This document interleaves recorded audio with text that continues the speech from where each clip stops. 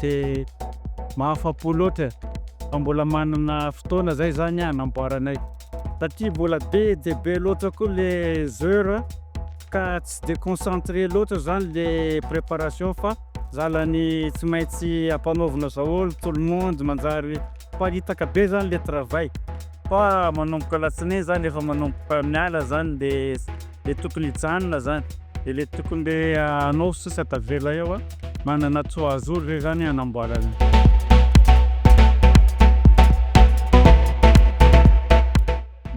Mafy mahatsa io fa tsy moramora aloha fa donc miomana am'zay tsika fa l'équipe autour eo tsy mora mihitsy na i Centrafrika resitsika tany io tsy moranay io fa tena zany hoe izy tany iny dernier match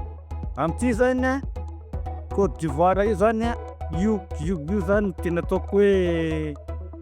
io zany tena atao hoe tena atositrinao daholo zany ny atory eky azonao donc raha ohatra hoe fanantenana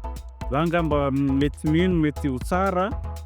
surtout atsika eto amin'ny tanitsika miaraka amin'ny public atsika miaraka ny fianakaviben malagasy angamba mety avita be mety avita forme physique aloha iaho sahalan'ny le atao tanàna zany manatombo kely noho zay mbola azo le décalage angambana zay angambany ataoko hoe ho anjareo expat zany satria mbola manana essoufflement zareo mbola seposepo fa le bande eto atoerana za tena au top de leur forme reo am'izao fotoana zao.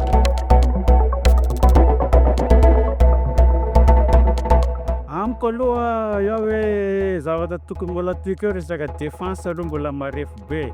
Défense manao mety tsy mety fa tsy maintsy manamboatra hoe tsy maintsy manao mety am'izay zao manomboka latsinainy tsy maintsy manao satria tena efa le tena joueur ampanaovina amin'ny match zao no ampanaovina entraînement manomboka latsinainy. Mety ho tsara aloha satria iaho hoe le expat tonga eo ane tena sangany